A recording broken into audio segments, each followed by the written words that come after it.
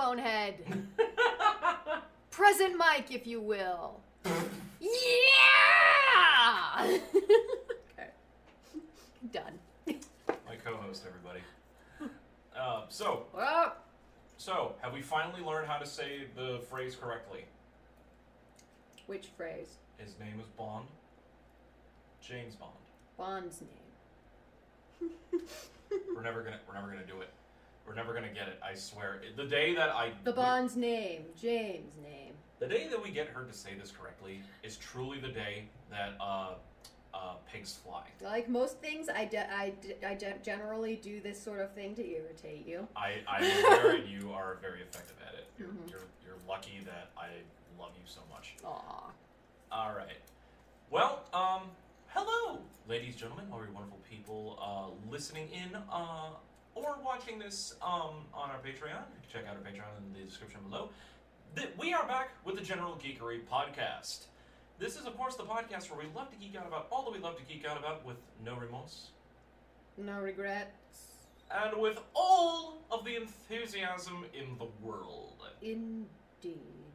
We are your hosts, as always. I am your resident coffee ninja by day, actor, gamer, streamer by night, Donald Kaczynski. Joining me, as always, right behind me, seemingly becoming a microphone head for the day. She is our resident artiste extraordinaire and resident video game inept, Hannah Kubiak. Hello! Proud video game inept. Inepticon coming back soon. Yes. And we are at the end of James Bond month for 2023, and we are ending off the month's Bond. James month. We're ending off with a big one. So, so far this month, we saw, we started off with Goldfinger, which many people consider like the first truly quintessential James Bond film. Mm-hmm. We saw Moonraker, what many people consider to be the campiest James Bond film. It was phenomenal. I'm not gonna lie. Last episode, we watched License to Kill, which many people, myself included, consider one of the darkest tones in James Bond. But it's one of my personal favorites. It was Hannah's first time reacting to it. So. Yep, it's probably one of my favorites too. I'm glad that you liked it. I was really happy. And now we're ending this month off with what many people consider to be one of the greatest modern James Bond movies. We are reacting to 2012's Skyfall. Was it really 2012? Yes, it was 2012. Oh my gosh. This movie was the third movie in the Daniel Craig James Bond era. Mm-hmm. But it was also a milestone for the series, as this was the movie that celebrated the 50th anniversary of the James Bond movies. Oh, gotcha. Okay. Starting with Dr. No back in 1962, and with the 50-year anniversary in 2012, Skyfall celebrated that. There's a lot of Easter egg references hidden all throughout this movie related to like. Previous films and nods of Bond's past. Does the crotch laser come back? I don't think so. But overall, many people consider this one of the greatest James Bond films ever. Fun fact about this film, this was one of the very first James Bond movies to be shot using the super high definition 70mm cameras. Okay. Like that's kind of standard for like modern blockbusters today. Okay. It was one of the first. It was one of the first. It was the first James Bond film to be shot in that style. Gotcha. Is this the one that starts with that big chase scene in Cinco de Mayo? No, that's Spectre. This one is This one does start with. I was not aware that I had even seen Spectre. This one started off differently, but there's so much to go through in this movie. We got 2.5 hours to get through this. This is one of the longer films. But it flies by. I never have a dull moment watching this movie. All right. So, with that being said... without ado further... let's get started. And, let's get. Indeed. For those of you that are listening to this... Stop, I will now. Thanks, Yoda. You're welcome. For those of you listening to this episode on Spotify, we are going to be watching this movie and then giving our immediate reactions and thoughts afterwards. So if you guys want to see our reactions to the movie at specific points, please check us out on our Patreon at patreon.com/generalgeekery. Until then, though, we will see you, audio listeners, at the end of the movie. Right? Suckers. now. So we just got done finishing up Skyfall. Oh, yeah, you know, all that running and jumping. It's exhausting. I knew you were gonna say that. Oh, man. So both of us have seen Skyfall before. Yeah, a long time ago. Yeah, it's been a couple years for me too, so this was a little bit more of a rewatch. And yeah, it's just as good as I remember it. For being 2.5 hours long, like, it doesn't feel that long. Like, there are some points where it goes slow, but it's with purpose. It doesn't waste like any single moment of its runtime, and it's just real beautiful to watch. Mm-hmm.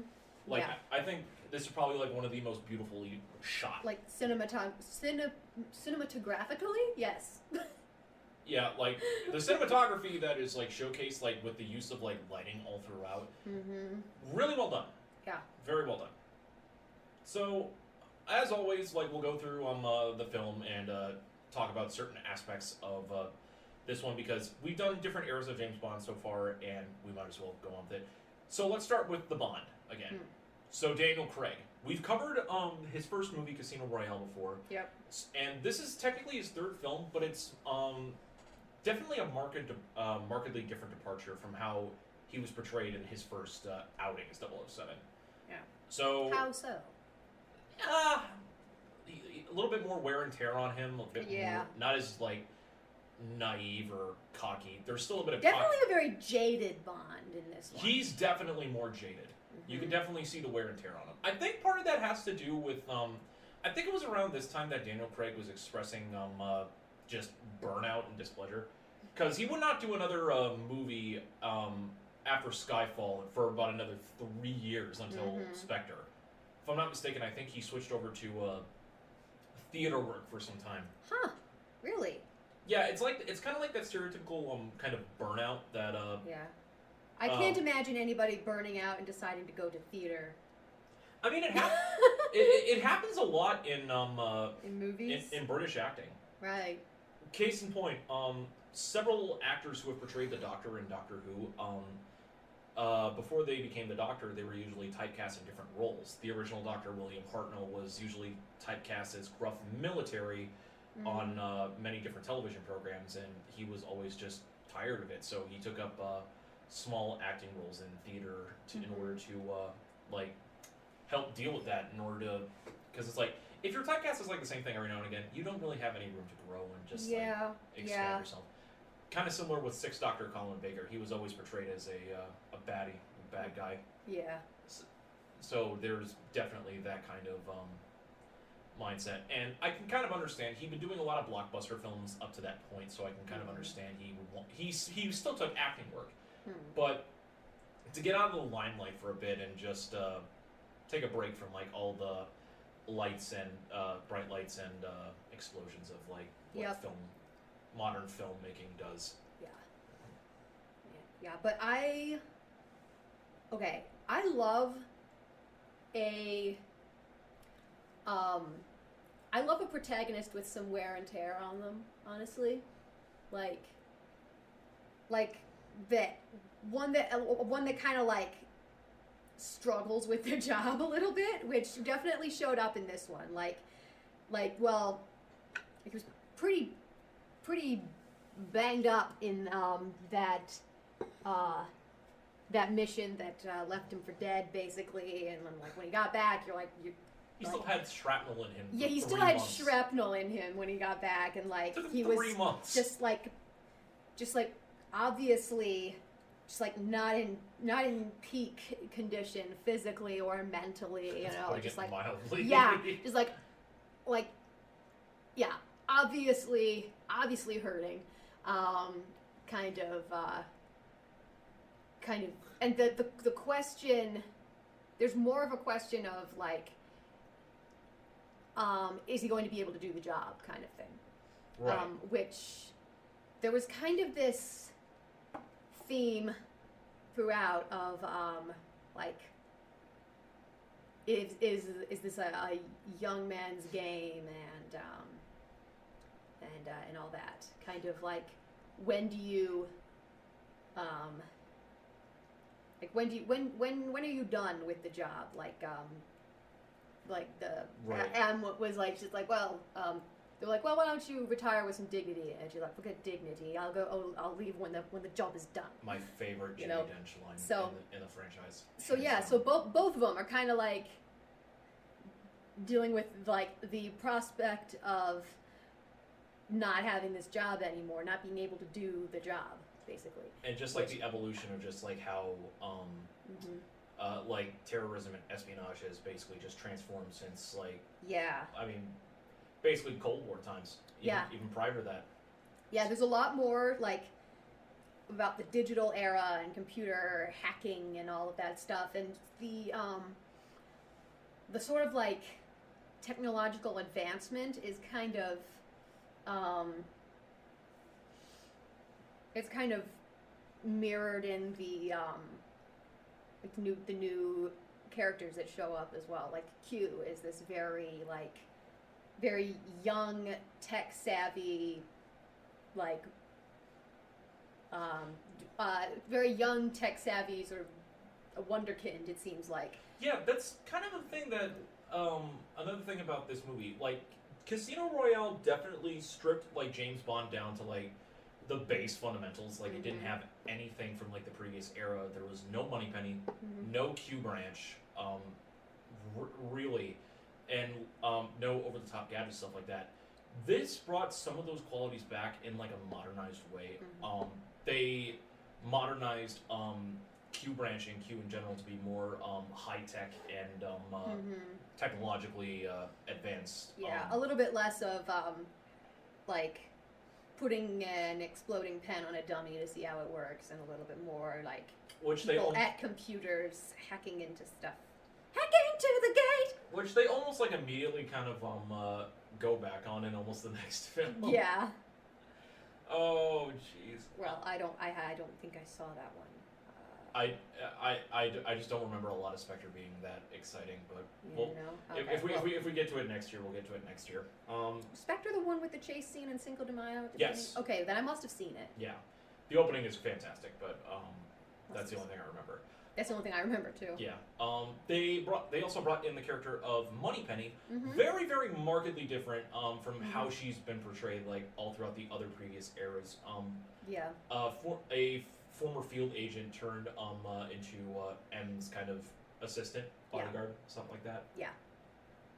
And honestly, I love the banter between Naomi Harris's Moneypenny and Craig's Bond. Yeah. Like the good. banter between Moneypenny and Bond, that like borderline on like flirtiness, like Sean Connery's Bond and that version's Moneypenny. Yeah. That's like my other favorite pairing. Those two always just hit it off so well, no matter what. Yeah.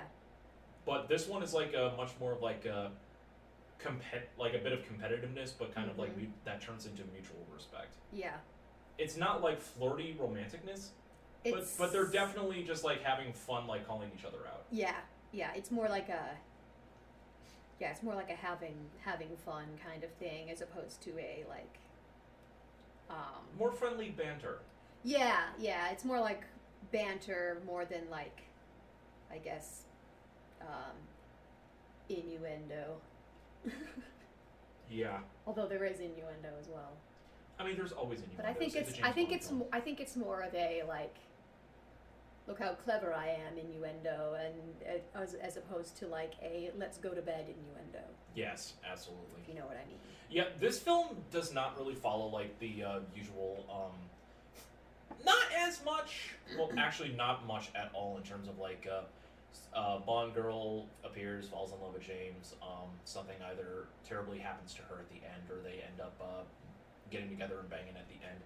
There is almost none of that in the Craig era. Yeah. Like none of it at all. And the Bond girl that we do get, Severine, basically gets killed halfway through. Yeah. Which might be like one of the only weak points of this movie. But what a short time she was around. You mean? Yeah, they brought her in. Basically explained her character and backstory just through Bond deconstructing her and trying to get to Silva, and then that's it. She was, I mean, she didn't really serve too much purpose, but she was kind of like his way to get to she was just too Silva. It was like a plot device almost. Yeah.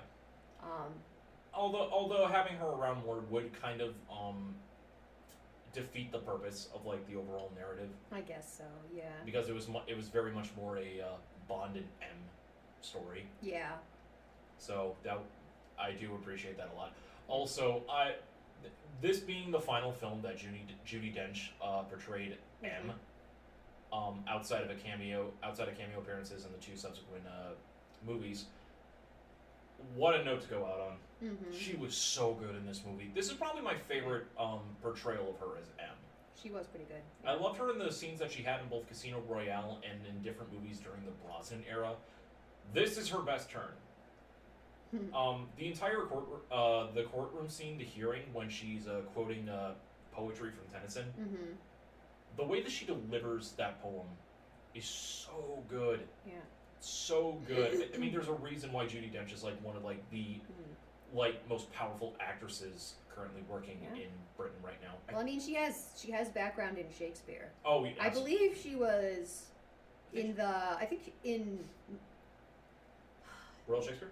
No, I think she was in a movie of Macbeth. She was Lady Macbeth to Ian McKellen's Mackers, I think. That sounds amazing. Yeah, like look it up. I'm pretty sure. Looking it up right now. Yeah, yeah. I think I saw like some of that movie somewhere. Okay, over the following years, she performed in several of Shakespeare's plays in such roles such as Ophelia in Hamlet, Juliet in Romeo and Juliet, and Lady Mackers in Macbeth. Yeah. I'll look up those specific or opposite performances later. Oh, wait, Ophelia in Hamlet? When was that? Ages ago, probably. Probably. I need to look that up. That's yeah. Oh my gosh. I wonder, was that in a movie or was that on stage? I mean, if Ralph Fiennes can do a film version of Coriolanus, anything's possible. Ralph Fiennes in a version of Coriolanus? Yeah, he was in a film. He was Coriolanus in a film version of Coriolanus. When? I think like 2011 or something. Holy crap! Are you serious? I want to say yes. Oh my gosh. Speaking of Ralph Fiennes, yes, Voldemort, ladies and gentlemen. Pretty good. I love that they basically add him into like the subsequent movies. Like afterwards, he basically becomes M. Yeah. It's so good. It's so good. Right here, January 20th, 2012. Ralph Fiennes directed and starred as Coriolanus in a film version of Coriolanus. No way. Yep. It holds a 92% on Rotten Tomatoes. Okay. Yeah. Add that to my list of things to watch. We might have to do a Shakespeare film month. Oh my gosh. I read Coriolanus not too long ago, and I remember reading it in college and not being too impressed, but I didn't have any theater training back then, so I didn't really get it. I got it when I read it earlier this year. So it's very much a show that is made or broken based on the actors portraying the key characters, especially Coriolanus. My first time experiencing the play was the National Theater Live broadcast of Coriolanus with Tom Hiddleston. Oh gosh. That version was so good. Did you see Coriolanus when Voices Found did it? Yes. You did? Cool. I wish I had seen that. I was there opening night when that was actually the first time I met Teddy. Yeah, that was Teddy's first show with Voices Found. And he was just this rando who came in and it was the film that, and it was also the play that destroyed his voice. Yep. Well, we love you, Teddy. Yeah. Hi, Teddy, wherever you are. But yeah, again, like talking about Shakespeare, we mentioned this when we were watching. There were several actors in this particular movie that portrayed Shakespeare characters in like the Royal Crown series. Oh, the Hollow Crown. The That's Hollow right. Crown. That's what I Ben meant. Whishaw. Ben Whishaw portraying what a gorgeous man. Just gotta say, I don't know what it is, but like the like wiry dark haired guy is like, for some reason, just love them, all of them. Wiry and dark hair. But yeah, Ben Whishaw would end up playing Richard II in the Hollow Crown. Oh my gosh, so good. Who else in here? Rory, What's his name? Rory Kinnear, who was portraying Tanner, right? Tanner? Yes. He played Henry IV, or Bolingbroke in Richard II. Okay, yeah, Bolingbroke's. Yeah. Yeah, okay, now And, that makes sense. Who was it who played Henry IV in Henry IV, because he was older? It was, ooh, I know who it is. Looking it up. Oh, his name's on the tip of my tongue. He voiced. later. Oh gosh, yeah. I'm gonna kick myself when you find it before I think of it. Oh no. Come on, brain.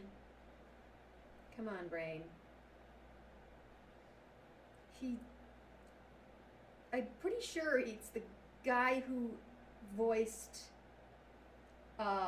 Scar in The Lion King. Yep, it's Jeremy Irons. Jeremy Irons, yes, it was Jeremy Irons who played Henry IV in The Hollow Crown. Yeah, and wait, Patrick Stewart was the Duke of Lancaster and. Oh yeah, he was Gaunt. Yeah. Wait, David Morris? Oh my! I'm gonna be honest. I have not watched all of Hollow Crown in so long. No, me neither. We might need to do that. I think we should. I would absolutely be up to do. We gotta watch. Well, we can't watch Richard II until after my play. I'm directing Richard II in the summer, so.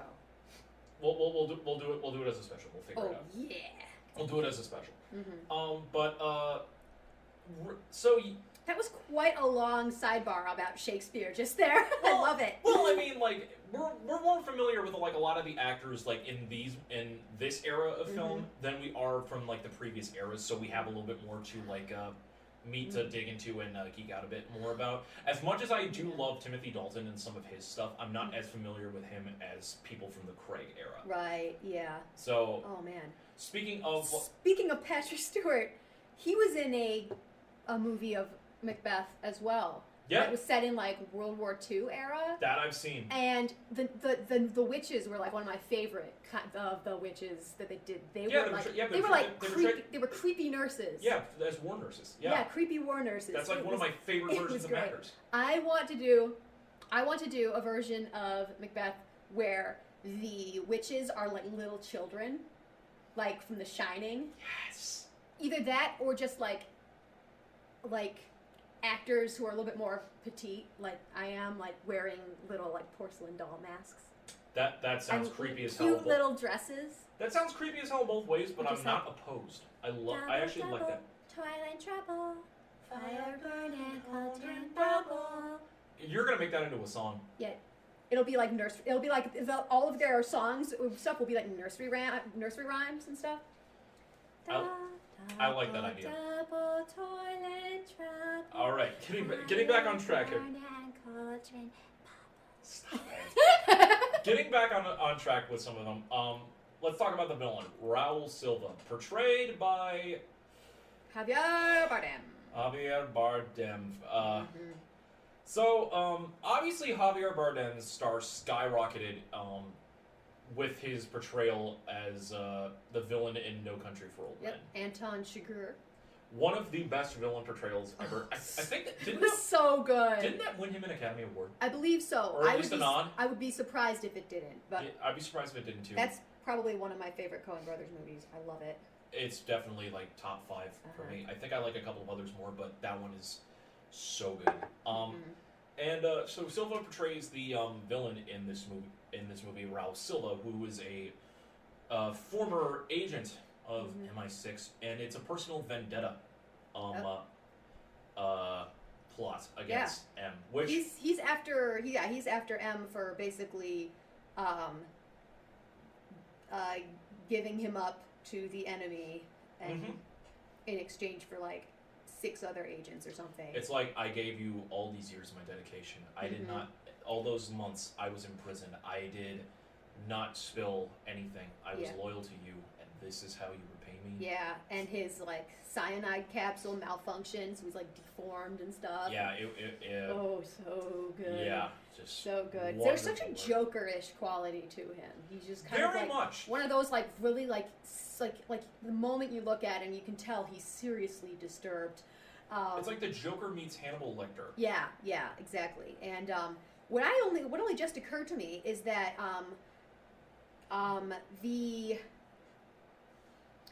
when M made that call about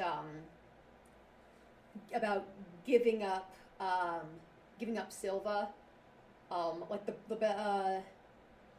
the good of the many outweighs the good of the one agent who is going to be like captured and possibly killed. Yeah. And stuff. And then she did the same thing with Bond at the in the beginning of this movie, where they're on the train and she tells Eve to take the shot, even though it's not a clean shot, because it's either Bond's gonna die, or we're going to we're going to lose that tape with all of the names of undercover agents on it and stuff. Yeah, exactly. Like the needs of the many outweigh the needs of the few, and that kind of culminates like after the attack on Parliament, where the hearings take place. She gets away. Yeah. But Bond is like, we need to go underground and lure him out of there, and she's like, absolutely. Too many people have died because of me, so I need to get out of here and make sure that it's only focused on us. Yeah. So, and like she has that same kind of like through line all throughout. She's already kind of like a finished character. Like she doesn't have like much character growth in it. No. But the establishment of like her morals, her characters, her belief being the driving plot behind this entire narrative is one of like the strong through lines of this entire story. Yeah. Which again makes me just love Judi Dench even more. Yeah, it's pretty awesome. And we were talking about this during the opening credits song, which will not be in the video on the Patreon because copyright reasons. But thanks DMCA. Yay. So, but we were talking about. Well, it started out because in the credit sequence, there were all of these images that were kind of mirrored and looked kind of like the Bechdel test, like the ink blots. Yeah, the Rorschach. Rorschach, that's right. And then that made me think of the Bechdel test. This is like Schrodinger's gone all over again. We round that back at the end of the month. Oh my God. Hannah thought it was that or the Rorschach test. I thought it looked like the original 1960s intro to Doctor Who when you do hold the camera up to like broadcasting signals and it creates that waveform quality. Yeah. But anyway, the opening sequence had a lot of a title sequence with the song Skyfall. Had a bunch of images that were mirrored like the Rorschach test, and I was trying to remember whether it was the Rorschach test or the Bechdel test, and we decided it was Rorschach test, and I'm like, now that I think about it, even before the credit sequence, this movie has already passed the Bechdel test, because basically the Bechdel test for like books, movies, stories, is to pass this test, the movie or book has to have two female characters, at least, who both have names, two named female characters who have a conversation with each other about something that isn't one of the men in the story. So basically that entire sequence almost is M in headquarters talking to Eve over the radio, and Eve is saying what's going on and how the pursuit of this person is going and all this, and it was kind of a conversation. They talked to each other, and they were both named. So, good job. Liked it. I will. As far as so Skyfall, yay. License to Kill, you failed. Yeah, no. I know License to Kill hard failed based on what you see, because like the only two times those two Bond girls ever meet each other was like, I'm afraid of James. I don't want him to die. I love him. Yeah. So we got all that. Yep. Since we were on the topic of the song, let's talk about the intro title. So I mentioned this briefly after the credits went. Mhm. So this song, Skyfall, sung by Adele. Again, this is not the first time that a popular performer or singer lent their voice to James Bond. There have been notable times of this all throughout history. Paul McCartney, formerly of the Beatles and Wings, did Live and Let Die. Big sensations such as Sheena Easton have lent their voices. Tina Turner. Tina Turner? What did she do? GoldenEye. What? You don't remember this? No, I don't. I'm pretty sure I freaked out when we watched it last year, but I must have forgotten. Oh. Oh, my goodness. Tina Turner. GoldenEye, found my weakness. And also, oddly enough, Aha and Duran Duran. Yeah, funnily enough, Duran Duran's "View to a Kill," if I'm not mistaken, was the only Bond song to ever hit #1 on the Billboard Top 100. Wow. The only one. Skyfall must have been catchy. Skyfall isn't exactly a radio song. Yeah, it's really not. And Skyfall in particular, in my opinion, and I did this when I was ranking all of the Bond themes from worst to best last year. You guys can check that out on the Patreon as well. I put Skyfall at #2. It's not my personal favorite. My personal favorite is still Nobody Does It Better by Carly Simon for The Spy Who Loved Me. Yeah, that's right. It's my most favorite one because I believe it is the most catchiest and the most representative of like the relationship any Bond girl will usually have with James Bond. But more on that. I talk more about that on the Patreon. But Skyfall is kind of a song that I would call a trendsetter. It was really kind of the first one to have like that orchestral background. Oh yeah. That is usually for like a symphony. Yeah. And it sounded momentous, definitely. Yeah, and the two Bond themes that follow it, Writings on the Wall by Sam Smith and No Time to Die by Billie Eilish, follow that same kind of formula. Yeah. Kind of similar to how Carly Simon influenced that style of like poppy love song like that. Kind of influenced songs such as For Your Eyes Only and All Time High by Rita Coolidge. And it's definitely, it's a good song. Like you said, it's not a radio catcher, but it's become a staple of the franchise so much. So this was the very first Bond theme to win the Academy Award for Best Original Song. Cool.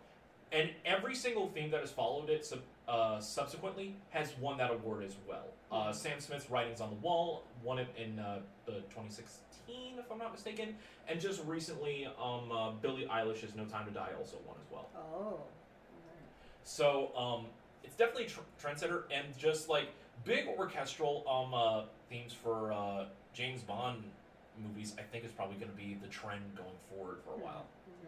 Unless they decide to switch it up. Yeah. It's a better trendsetter than what Madonna tried to do. Oh my goodness, I cannot listen to Die Another Day without getting a headache. I don't think I've ever heard it. Oh boy, if we do Die Another Day next year, I'm gonna need a bottle of aspirin. That's all I'm gonna say. But yeah, what are your thoughts on Skyfall? I know we were humming it several times. The movie or the song? The song. Oh, the song. I mean, I enjoyed it. I mean, Adele has a very like unique and spectacular set of pipes on her. Like you can immediately tell it's her singing, and she's got this very sort of very like sultry, rich sort of feeling to her voice. Very smooth, and it's very distinct compared to like a lot of the other sultry, smooth themes. It's kind of like a return to form of like how the classic James Bond themes went from like Shirley Bassey and like Nancy Sinatra, but more orchestral and refined. Yeah. So yeah, I think I remember Writings on the Wall. How do I live? How do I breathe? Yeah. Remember which movie was that for? Spectre. Okay, that's the one immediately following Skyfall. That's why I've heard it before. Yeah. Spectre's the only film in James Bond that I got to see in theaters. I was not able to see Skyfall in theaters. I think I saw Skyfall in theaters. I saw Skyfall in theaters, and I think I saw Spectre as well. Okay, wait a minute. How many are there? Because there's Casino Royale, The Quantum of Solace, then there's Skyfall, then Spectre, then No Time to Die. There's 5 of them with Daniel Craig? Yeah, Craig had 5 films. What the hell? Yeah, no. I've only seen 3 of them, I guess. Maybe next year we'll either do Spectre or Quantum of Solace. Maybe. We'll do either one of those. Mm-hmm. I will say, we probably hit like the 2 best Daniel Craig films early on. So Yeah. who knows? We were talking about the cinematography. Let's go over that a little bit. Let's. One thing about this film, if I'm not mistaken, I think it could be this film or the next film.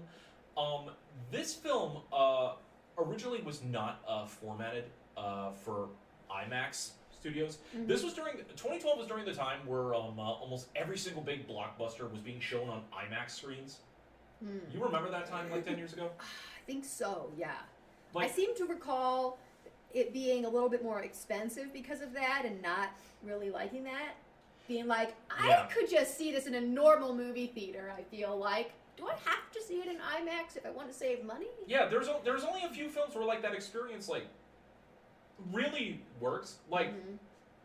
I hate saying this film, but James Cameron's Avatar in IMAX, that works for that kind of scenario. Yeah.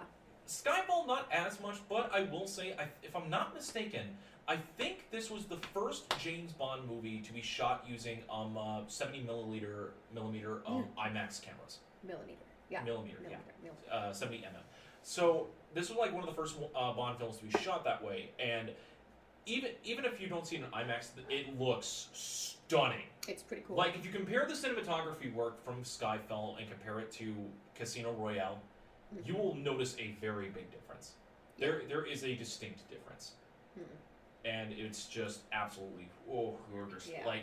The wide shots, when they make it to Scotland and we see Skyfall Manor shot in beautiful Glencoe, Scotland. Glencoe. Oh man. I don't know. We were just so excited when they got to Scotland. Yeah, it excited me. Scotland. Scotland. I want to go back to Scotland. I know you do. And, I wish to see it one day.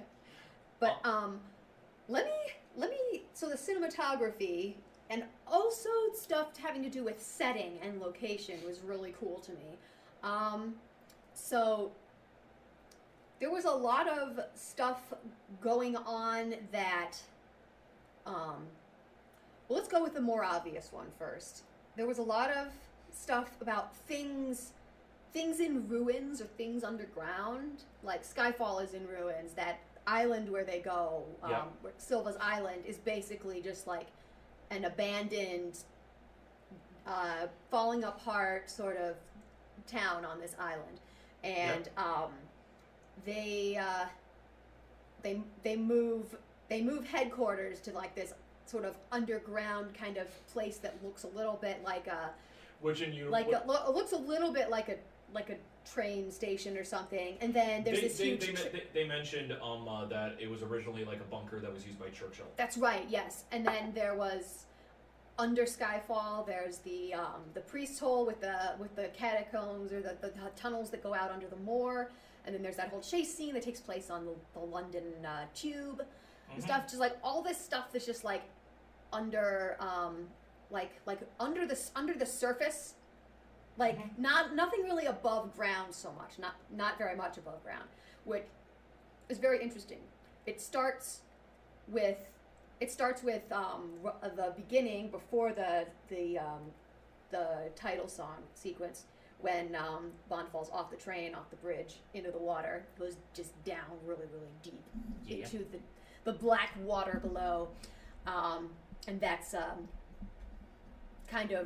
he kind of stays down below the surface, subterranean places after that, basically. And even the thing about being deep underwater and the dark blackness comes back as well. On the moor, he falls through the ice with that gunman or whatever, and is down there underwater. And you're because I don't know. I guess just because I have an eye for thematic stuff and bookmarks, and I was if he doesn't end up falling through that ice, that's an opportunity lost there. to make it's make a bookend. It's similar to how it's similar to like the conversation that Mallory and Em were having that there are no more shadows, but at the hearing, M's like, that is where we must do battle, in the shadows.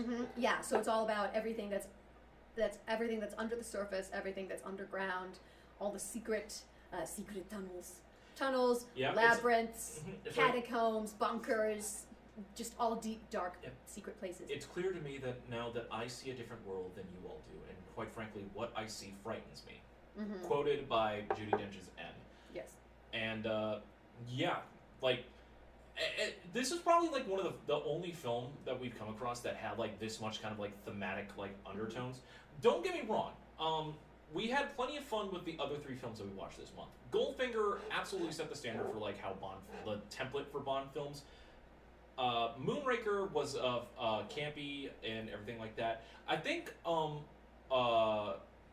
License to Kill was like the only one with like a through line undertone, but it wasn't as refined or as explorative as Skyfall's. Yeah, and another interesting thing that I just want to note. Yes. Is that in this movie, in Skyfall, in the very last time we see Bond, he's like up on a rooftop, really high up, looking at the whole city, which I think is really cool. Yep. So like thematically, because he's been kind of down in the underground for so long. In the lurch, underground. Yep. Last rat standing. And I think that's pretty cool. That whole sort of journey, I suppose. And his prize, the little Winston bulldog with the Union Jack on it. Gotcha. Whole office goes up in smoke, and that bloody thing survives. Oh, I love that they brought that around. I'm so happy they brought back that background. Yeah. So, in conclusion, Skyfall was really fun. Still holds up to a decade later. I can't believe it was a decade ago. I know, it seems unreal. Like, we're getting to this point in our lives where like these films that were like huge blockbusters and were just absolutely like game changing back in the day are now like past getting to like the 5 to 10 year mark where it's been 5 to 10 years already, and I'm like, oh no. I mean, I should have seen this coming, you know. We're getting to the end of our 20s here, man. I know. We're getting to that point where we're like, wait a minute. Yeah. That was 10 years ago? Are you serious? I've started reflecting on stuff like that like when I was 3 years ago. That's when I started doing it. I'm like, oh no, I'm starting to really feel my age now. I'm not even in my middle years yet. And everybody who's older than us is like, oh, just wait, you whippersnappers. And we know that you're saying that. We don't think that we're like wise and experienced and ancient at all. We're just making an observation about the way we are starting to see the world. So now that you have seen what I consider to be the 2 best Daniel Craig movies, I want to ask you this. Oh, I thought you were talking to like the listeners. No, go ahead, ask me. You. I want to ask, in your opinion. I do not know the Muffin Man. No, it's okay. Okay. That's a different question. Okay. Which Daniel Craig film, in your opinion, did you enjoy a little more? Casino Royale or Skyfall? The reason I ask this is that every person that I talk to about James Bond, what they consider like their best Daniel Craig movie is usually in between these 2. And I really like hearing the differences like between them. I would say I think Skyfall. Skyfall. Any particular reason why? I found there was a lot more to get behind emotionally in this one. Okay. And yeah, that's pretty much why. And just like the plot was interesting, the story was interesting, the interactions between the characters were fabulous. So yeah, I'm gonna say Skyfall. Okay, fair. Absolutely fair. There's no right or wrong answer. Okay, I was gonna say, is there some sort of is this some sort of no, there's no right or wrong answer. Is this some sort of a psychological test to see if I'm ready to go back in the field? No, you're fine. For me, I prefer Casino Royale just a little bit more.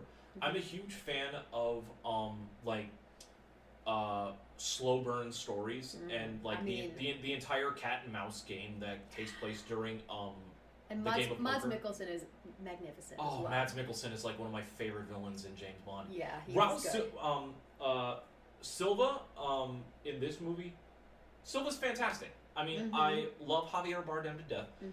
I like Mads Mikkelsen just a little bit more, but I will say, I do find myself arguing with myself at times which villain is the better former secret agent turned villain between Javier Bardem's Raul Silva or Sean Bean's 006. Oh, because that's another mirror that I usually ask people if they've seen GoldenEye. Oh, okay. I mean, it's been a while since I saw GoldenEye. Like, I love Sean Bean. I love Sean Bean a little bit more, but in terms of like thematic relevance and just overall motivation, I love the personal vendetta story that Silva has a little bit more. Yeah, I mean maybe, but I mean, I feel like the one, like the 006 from GoldenEye is a little bit more. Revenge against an entire country. Yeah, but it's a little bit more. It's a little bit more interesting as an audience member because we see them working together at the beginning. We see them as allies as opposed to we see just this rando who shows up and he's like, I used to work for her too. What a bitch. You know? Yeah, so honestly, there's no right or wrong answer to that. I do like Trevelyan more as a villain, but I find it more compelling when we see like the progression of his character as opposed to just the final crazed result that we've got there, which was creepy.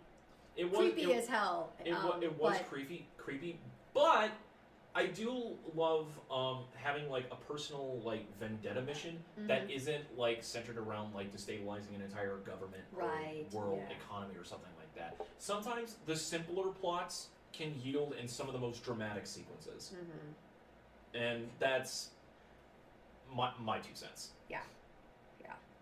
So yeah. Yeah. I put Skyfall in like my top 5 of like favorite Bond movies. Where it is in the top 5, I don't know. I have to figure out my entire listing. We'll probably do a listing of that like next year when we get if we do James Bond month again. I would love to do this again. I love when we do themed months based around movies and shows and stuff like that and just like analyze it. Yep. Can't wait. Pretty cool. So, any final thoughts on the movie? No, I said all of it. I said all of my observations and thoughts. Fair enough. Oh, one other thing I will say about this film, I love the little Easter eggs and references to like Bond's film past. Like when the Aston Martin showed up, it was awesome. I only noticed it this time. When Bond gives the shrapnel to Tanner and he says "for her eyes only," and I just noticed there, I'm like, how did I not realize that was a reference for your eyes only? And then of course the one that we were the most surprised by. I'm so glad that we saw License to Kill before this because it had the encrypted handprint gun. Read like it was registered to his handprint, so he was the only one that could use it. Yeah. So great. Absolutely wonderful. That's pretty much what we got, guys. This has been James Bond month. We finished it up with Skyfall. I hope you guys enjoyed our reactions and just a discussion over the different eras of James Bond. I'm really glad that we did what we did. Oh, one final question now that we've gone through all of them. Yes. Which Bond film surprised you the most? Out of all of these? Yes. Surprised me the most. Yeah. Moonraker surprised me no end. At every turn, it got more and more surprising. Just when I thought I couldn't be surprised anymore. Jaws had iron balls. I just lost my shit. I was not expecting that. Which one did Strike that. Where is it? Which one was like your favorite to watch? My favorite to watch? Depends on what you're watching for. My favorite to watch, License to Kill. Fair. License to Kill was the one that I liked the most, I think. You got so invested in that. I did. I was not expecting you to get so invested into License to Kill. I did. But I'm so glad that you did. Uh-huh. And I felt vindicated for choosing that. Yeah, and yeah, I love Timothy Dalton's Bond, and I loved that. I loved that it was a. I said this when we recorded our discussion of it last week. I loved that it was a. He's out of MI6. He's on his own, and he's out for revenge, kind of thing. Right. Just the very personal nature of the mission, as opposed to just a like, go you go, agent. Here is something for you to do, a top secret for king and country. It wasn't that. It was I have to avenge my friend, my friend who was like left crippled for life, and his wife who was murdered on their wedding night. Like on their wedding. That was so. Yeah. That one, like the deaths in that one were so satisfying. The one that surprised me the most, watching through it, again, similar, was Moonraker. I mentioned in the episode that I was not the biggest fan of it originally when I first watched it. Yeah. But since the last time I watched it, I've mellowed a lot as like someone who's like critical of movies or something like that. When I was in college and I was like fresh out of college, like I was acting like a freaking cinema snob. Gotcha. Yeah. I mean, we all had certain things that we were kind of snobbish about in college because we thought we knew everything. Yeah. Now we're old and know much better that we do not know anything. Indeed. Yes. And just seeing through all that again, like, it's not a great movie, but just the amount of enjoyment that I got out of it. And rewatching Spy Who Loved Me last year kind of softened me up a little bit on like the campier sides of James Bond. So, so great. So great. And then my favorite one, honestly, I don't know if it's between Skyfall and License to Kill. I loved sitting through License to Kill again because that one I had not seen as much compared to like the other three films. But seeing through Skyfall again and rediscovering like new things in there that I had not noticed before, was a lot of fun. Yeah. And you know, last time I watched Skyfall, I had not seen very many James Bond movies. And I had not seen them for like a heck of a long time, so I really wasn't able to pick up on all of the little Easter eggs and things, but this time I was. Did that heighten your enjoyment a little bit? Yeah, a little bit, yeah. I was like, oh my gosh, I know what they're talking about. You know? Well, I think that pretty much wraps it up at that. I just wanted to do a little bookend for James Bond month, because again, we went through a lot this month, so many different things. I'm kind of surprised that we didn't talk much more on Goldfinger. Goldfinger? Yeah. We didn't talk very much about it? In this one, like, we were focusing on this is the episode for Skyfall, where we had a lot more to say positively about both Moonraker and License to Kill. Well, I mean, Goldfinger is kind of the prototype, I guess. Yeah, truly the first, like, prototype. Yeah. It was kind of like Dr. No is like, we're testing the waters a little bit, and then Goldfinger is kind of like, okay, we know what we're doing now, sort of. Yeah. And then everything after that, you know what to expect after seeing Goldfinger. Yeah. I'm gonna have us do either Thunderball or From Russia with Love next year. Okay. I already know like two that I'm gonna be choosing. But yeah, that's gonna be it for James Bond month. Thank you guys for listening to all of our escapades into the 007 film canon this year, as well as this one where we talk about the one and only Skyfall. I hope you guys had a lot of fun with it. And I'm glad we changed up the format for how we did this. Did you guys like this kind of format at all, with us having to watch the movie and then doing our immediate reaction afterwards? Let us know. We would love to try to do more content about this in the future. Yeah. I'm planning on doing this more for reactions for Patreon and possibly doing it as YouTube content as well. Yeah. We got a lot of things planned. Yeah. That we What just are we need... doing? Yeah, like we have a sort of a new format for our episodes where we have not so much like an episode talking about like a whole show or something, but like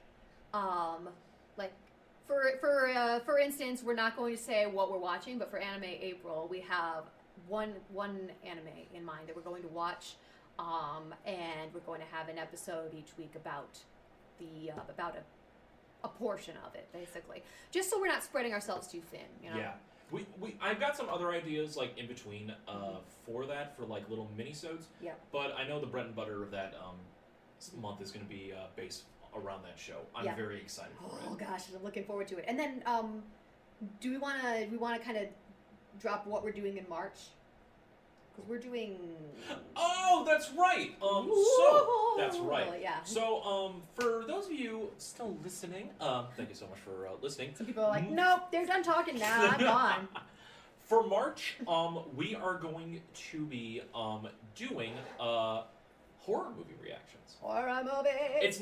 It's not particularly Spooktober, but we wanted to do something for March specifically that's a little bit more on the nose. We haven't done like much reactions to like singular horror movies. Like we've done a broad spectrum of Yeah, them. we did one, like our very second episode, I believe, was about horror movies. That's true. That is very, very Wait, true. or was it? Yeah, it was. Oh yeah, our first episode was just like introductions, and then Yeah. our first actual topic was just the horror genre.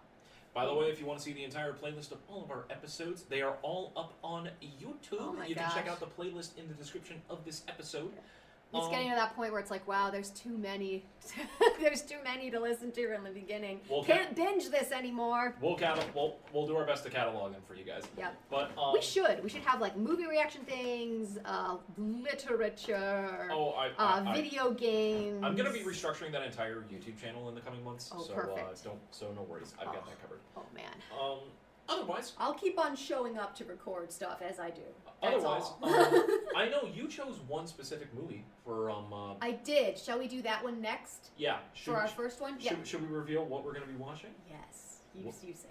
What are we gonna watch, Hannah?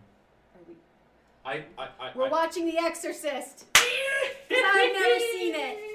I've never seen it. I should. I haven't seen the movie in so damn long. I have read the book, An Exorcist Tells His Story, and I need to watch The Exorcist now. I'm still trying to figure one out for myself. We want to keep it to classic horror films. So, and I picked another one, but I don't remember. We'll It's on my calendar what it is. Yeah, we'll figure it out.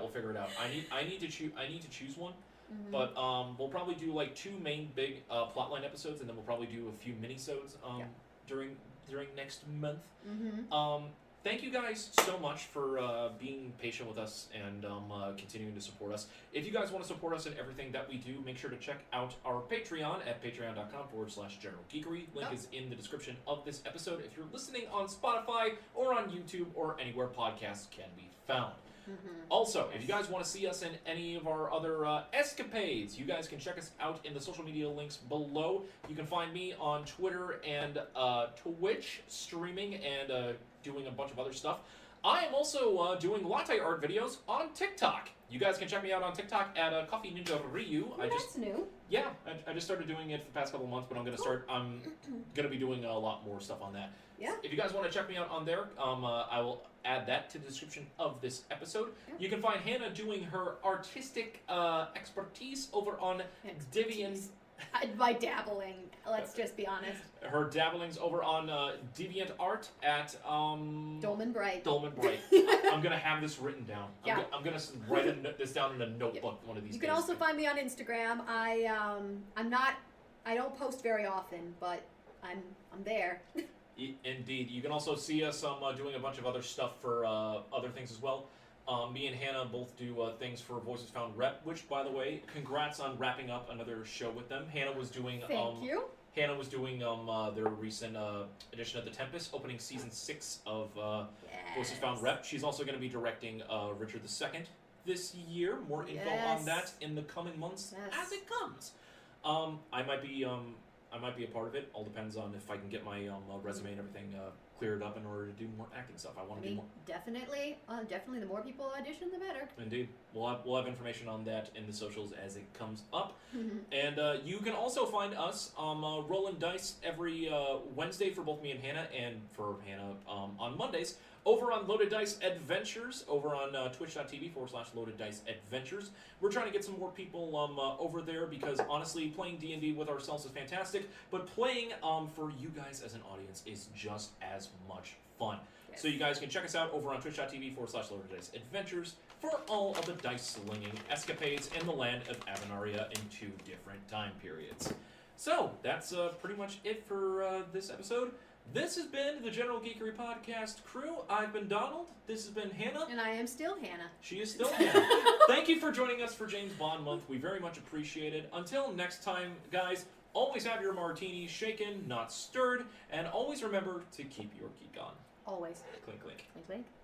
My showmanship charisma points went up like 10%. Like, plus 10 this episode. I don't know why.